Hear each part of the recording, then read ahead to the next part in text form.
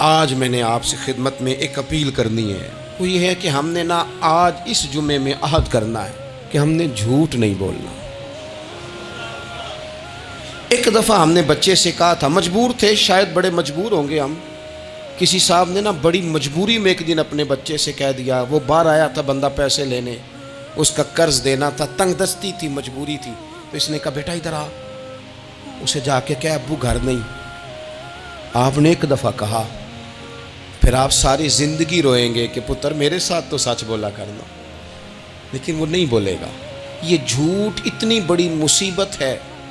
عورت اپنے شوہر سے کہتی ہے پیسے تھوڑے دے دیا کر، جوڑے ایک میں گزارا کر لوں گی، میرے ساتھ سچ تو بولنا، وہ سچ تو بول۔ تو اگر لاہور جاتا ہے تو مجھے لاہور کا ہی بتا کے جا، میرا رشتہ پیسوں سے نہیں اعتماد سے جڑا ہے۔ ماں کہتی ہے ماں بیٹے سے، پتر سچی بات تھوڑی کر لیا کر، سچی کیا کر۔ سچ ختم ہو گیا۔ اب لوگوں نے جھوٹ کا نام بدل دیا ہے، کہتے ہیں میں نے بہانہ کر دیا تھا۔ او بھئی آپ نے جھوٹ بولا تھا، صاف صاف کہیں، نام بدل دیا۔ جھوٹ کھا گیا میرے ملک کو، جھوٹ کھا گیا اس ملت کو، جھوٹ نے اس امت کو قریب سے آ کے تھام لیا۔ ہم بڑی آزمائش میں ہیں، ہم مطلب ہر شخص ہی الا ماشاءاللہ، ہر شخص ہی، آپ کسی شخص سے کوئی معاہدہ کرتے ہیں، کوئی چیز بنانے کی بات کرتے ہیں، خریدنے کی بات کرتے ہیں، وہ جو کہتا ہے اس پر پورا کیوں نہیں اترتا؟ وہ غلط بات کیوں کرتا ہے؟ میرے نبی پاک علیہ السلام سے پوچھا گیا مومن بزدل ہوتا ہے؟ حضور نے فرمایا ہو جاتا ہے، کبھی یہ غلطی آ جاتی ہے۔ حضور مومن کنجوس ہوتا ہے؟ فرمایا کبھی ہو جاتا ہے۔ یا رسول اللہ مومن جھوٹا بھی ہوتا ہے؟ تو میرے رسول فرمانے لگے نہیں، میرا کلمہ پڑھنے والا ساری غلطیاں کر سکتا ہے، میرا مومن جھوٹ نہیں بولا کرتا۔ مومن جھوٹ۔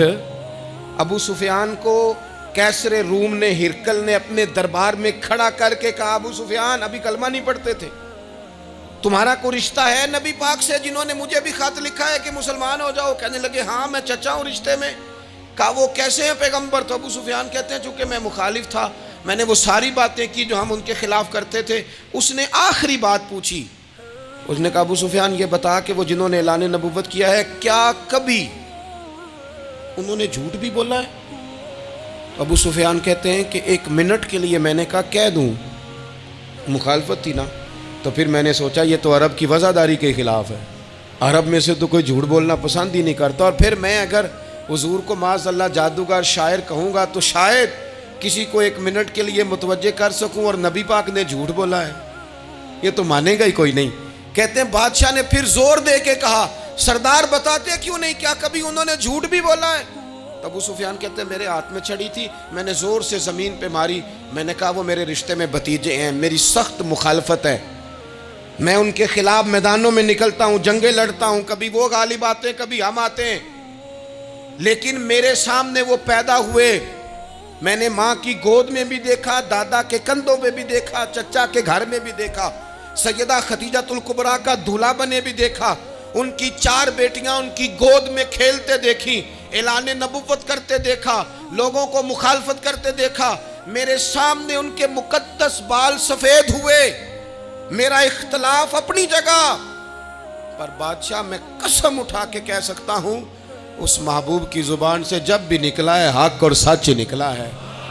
اسیر دشمن کی چاہ میں بھی، وہ مخالفوں کی نگاہ میں بھی امی ہے، صادق ہے، معتبر ہے، میرا پیغمبر عظیم تر ہے، میرا پیغمبر عظیم تر ہے، میرا پیغمبر عظیم تر ہے۔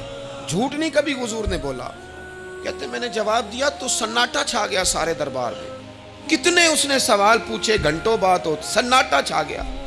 اور پھر بادشاہ نے اپنا پرنا اٹھایا، چادر اٹھائی، کندھے پہ رکھی اور جانے لگا، تو میں نے پیچھے سے پلٹ کے کہا بادشاہ اتنے تو نے سوال کیے، اتنے میں نے جواب دیے، رزلٹ کا بھی تو اعلان کرنا، نتیجہ بھی تو دینا، کیا نکلا؟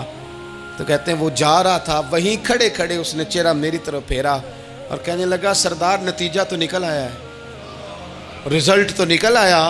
جس بندے نے کبھی بندوں سے جھوٹ نہیں بولا وہ یہ جھوٹ کیوں بولے گا کہ میں اللہ کا رسول بن کے آیا ہوں؟ نتیجہ تو نکل آیا، بات تو کلیئر ہو گئی، اب آگے کیا جانا ہے؟